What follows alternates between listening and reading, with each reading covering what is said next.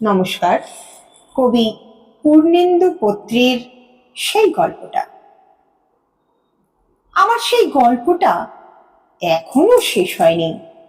শোনো, পাহাড়টা আগেই বলেছি ভালোবেসেছিল মেঘকে, আর মেঘ কিভাবে শুকনো খটখটে পাহাড়টাকে বানিয়ে তুলেছিল ২৬ বছরের ছোকরা, সে তো আগেই শুনেছ।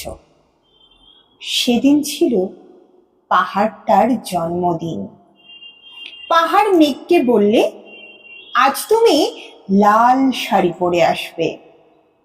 আর মেঘ পাহাড়কে বললে, আজ তোমাকে স্নান করিয়ে দেব চন্দন জলে। ভালোবাসলে নারীরা হয়ে যায় নরম নদী, আর পুরুষেরা জ্বলন্ত কাঠ। সেইভাবেই মেঘ ছিল পাহাড়ের আলিঙ্গনের আগুনে, আর পাহাড় ছিল মেঘের ঢেউ জলে। হঠাৎ আকাশ জুড়ে বেজে উঠল ঝড়ের জগঝম্প। ছাঁকড়া চুল উড়িয়ে ছিনতাইয়ের ভঙ্গিতে নেমে এলো এক রাস হাওয়া। মেঘের আঁচলে টান মেরে বললে, অচ্ছুরি, তোর বিয়ে। এখনো শেষ হয়নি গল্পটা।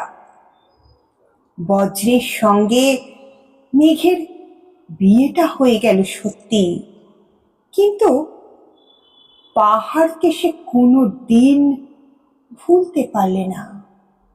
বিশ্বাস না হয় তো চিনে দেখতে পারো, পাহাড়টার হাড় পাঁজর এখনো থই থই করছে শত ঝর্ণার জল। নমস্কার।